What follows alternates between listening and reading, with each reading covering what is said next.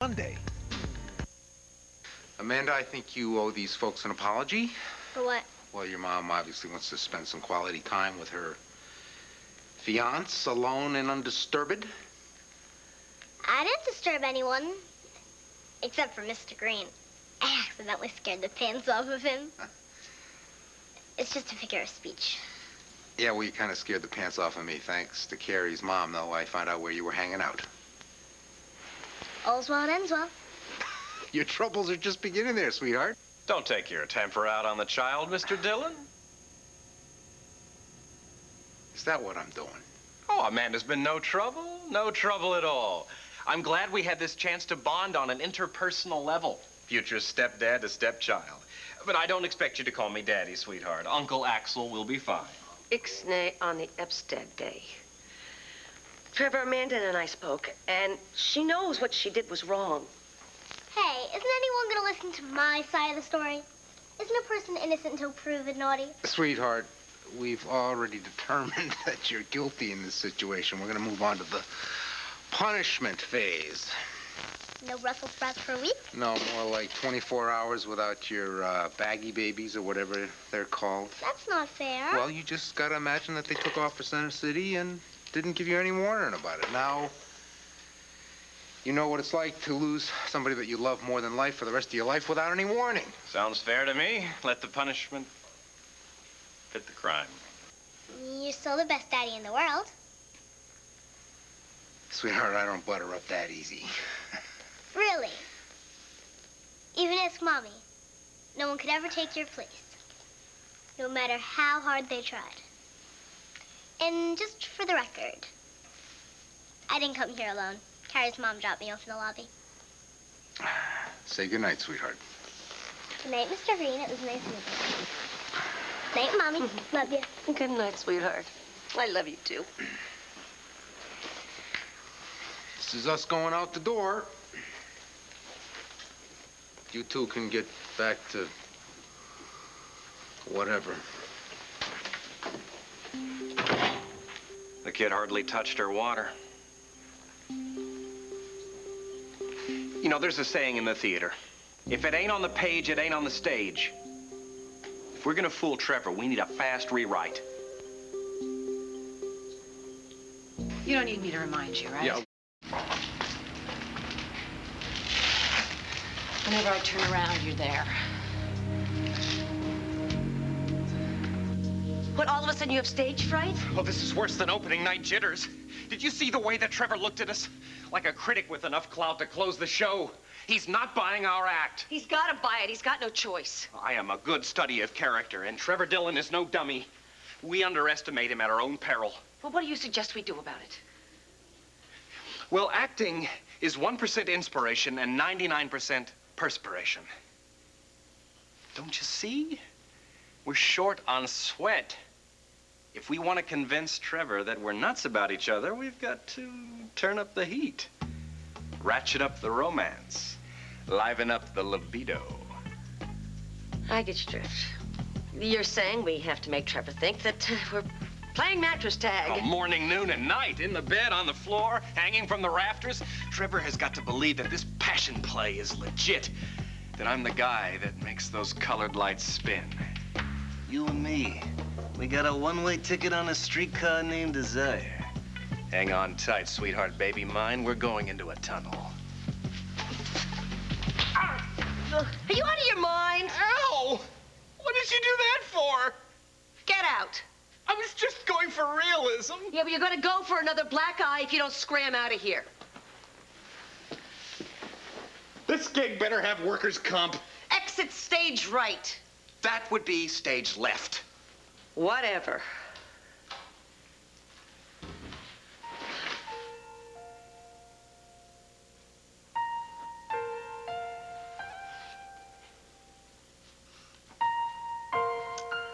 Oh, Amanda.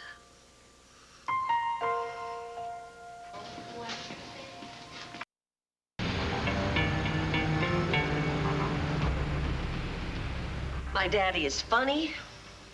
He's goofy. He knows where I'm ticklish. He sometimes lets me eat dessert first. He always knows where it hurts. and how to make me feel better.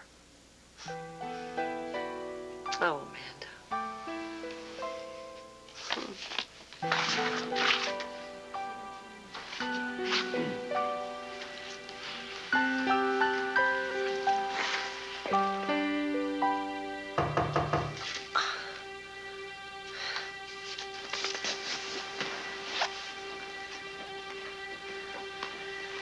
Axel, you are a glutton for punishment.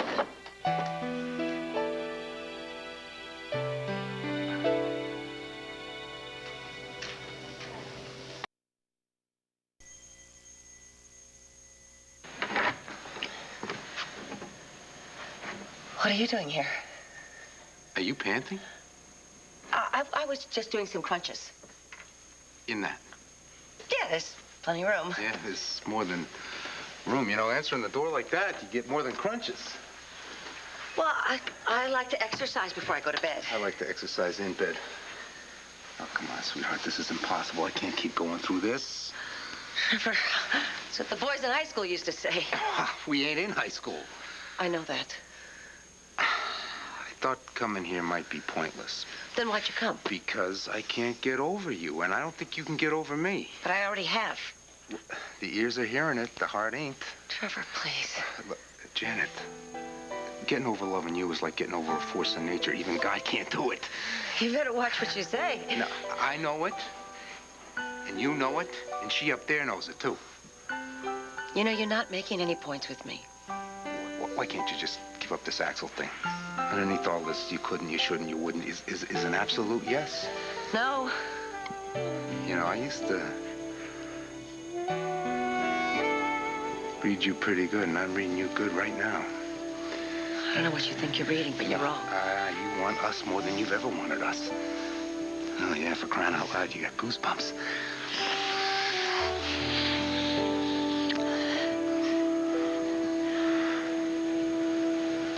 Okay, you guys, it's rounding the corner. Every weeknight on Lifetime. I can't just forget about Axel. Sure you can. He forgot you, didn't he? Why are you so loyal to that clown? It's just the way that I am. Yes, you are loyal. More than you know. There are things that are more important still, like you and me. Sweetheart, you need a guy that's got more than a sloppy grin and an astroturf fate. Be careful what you say. He could come in any minute. Oh, tell me this ain't so. No. You think I'm wearing this peignoir for myself? I don't believe it. Well, believe it, Trevor. Believe it. Now, it's time for you to go. I'll be right there, sweetheart. No, this can't be. This is not a pretty picture. Just leave it alone. Janet? Hey, Trev, old pal. How's it going?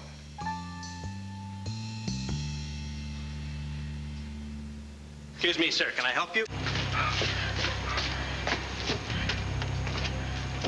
What a surprise, Axel. Janet was just telling me you were on the inside, you're on the outside. Now, how did that happen? Trevor, I was trying to tell you in a nice way that you can't come by here anytime you want, knock on my door, and expect to be let in. My charms only go so far. The point is, Axel's here now. And you shouldn't be. Axel? You're not getting away with it that easy. Axel, pal, how'd you get your black eye? I had a misunderstanding with a door. You cannot sell me the Brooklyn Bridge.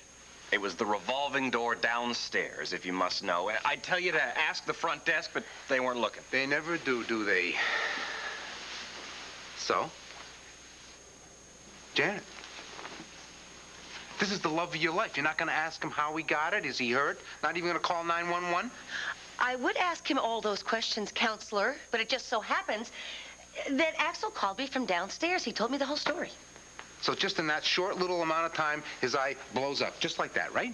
No, you're a man in the world, I see. Had your share of these things. Now, with doors, I haven't. No, I've known fisticuffs, too. Don't get me wrong. But this was a matter of wood to bone, not flesh to flesh. Why'd you punch him? Janet?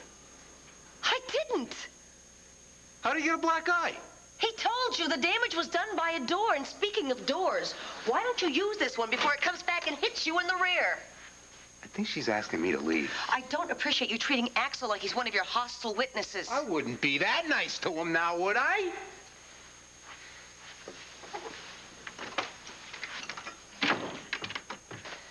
This is a total disaster. I explained about the black eye. I'm not talking about that. You're back in my room. And Trevor will think that I'm spending the night. Authenticity is a must. What possessed you to come back here? I needed to apologize. Well, the name Alexander Graham Bell comes to mind. No, a phone call wouldn't have been right. Really? What are you? The last bastion of etiquette? Well, just because I'm an actor doesn't mean I don't have manners. Okay. Look, I shouldn't have come on so strong before, lunging at you the way I did. Totally uncool. Oh, and that line about a streetcar named Desire. But it triggered a sense memory. I did streetcar once. Well, it was in an acting class, and I played Mitch, but Stanley was in my blood.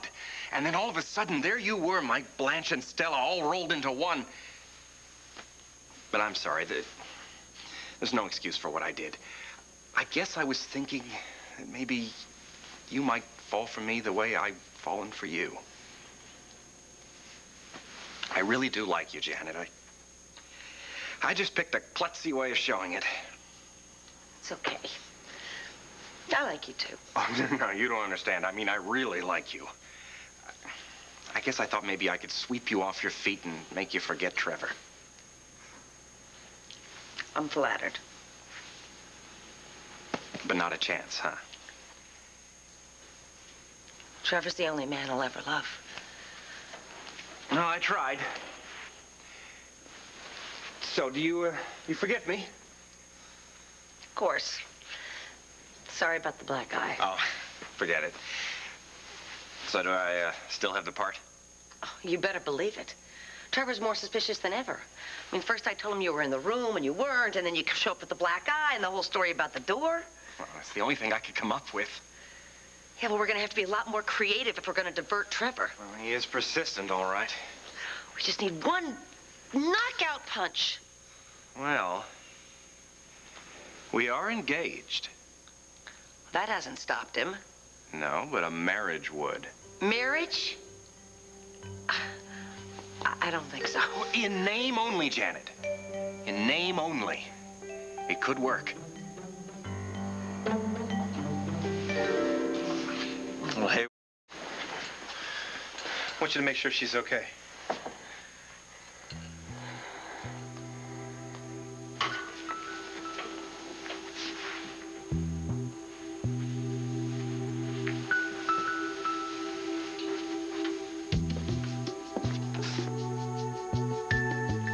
I should sue. I nearly broke my ankle racing down those steps for nothing. We should have gotten that guy's name. Fire drill my fanny. You want some ice for that? No, it's okay. Forget it. Maybe he lost a bet or was a fraternity prank or something. Well, let's get back to the subject at hand. Which, as I recall, was a wedding. I really think that's a bit much. Hold it right there, Knuckles. You see, Trevor's... Trevor. That's all you ever talk about. I'm sick of it. But Axel, the point... I'm not kidding. I have had it up to here.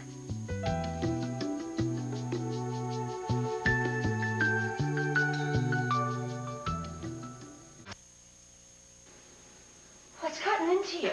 I'm only human, Janet. Flesh and blood. I can only take so much, and then I can't take any more. Don't be so dramatic. Well, how can I help it? The woman I love is obsessed with thoughts of her former flame. It's humiliating. I love you, Axel. But you keep talking about Trevor. What am I supposed to do? I have the solution. What? We'll tell him the truth. That's a pretty gutsy move. I'm ready for a gutsy move.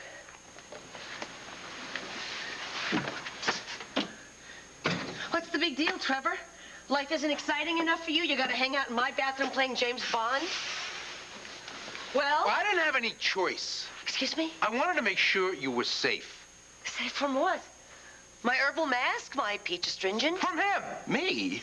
I'd never harm a hair on this lovely woman's head. I know what it's like when Janet lands a right cross. I don't know why you punched this weasel. Look, you've got it all wrong, and I don't appreciate you calling Axel names. Careful you don't get my dander up. I bet you don't have any dander under that toop. You gonna trust this guy? Well, of course. For the rest of your life? Absolutely. Even though he's been lying to you, or you've been lying to me? About what? Kevin, over at Holidays, he says he saw Axel here in a grade B, low-budget feature, some chiller thriller. So what's the deal, Axel? You a salesman, or you in showbiz? Janet, is he an actor?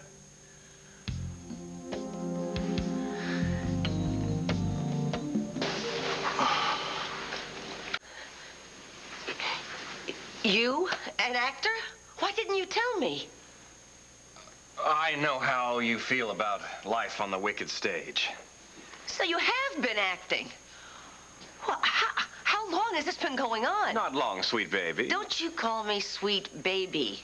You've been leading a double life. No, not really. Well, maybe a little bit. I got it out of my system, and I'm all better now. When did you stoop to acting? It was that horrible time after I lost you. No. You dumped her. Things hadn't worked out, and I lost all sense of identity. I drifted. And then one day, I happened to walk into a rehearsal in an old storefront. It used to be a bookstore. It was magical. I got bit. From then on, all I wanted was the smell of grease paint in my nostrils and the roar of the crowd in my ears. How loud are you gonna start singing?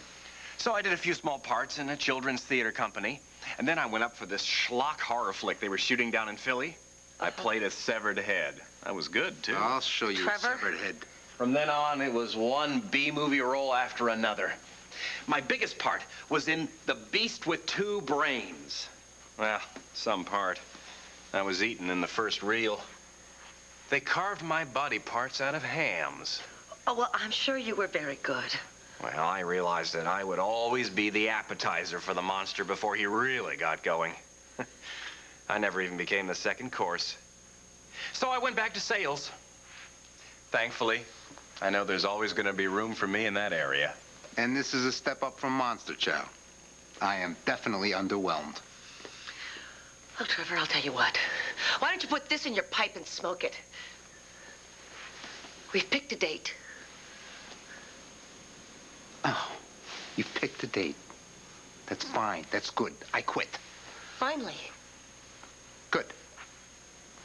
I'll give away the bride. I'll even dance at your wedding. I'll drive the limo to the airport.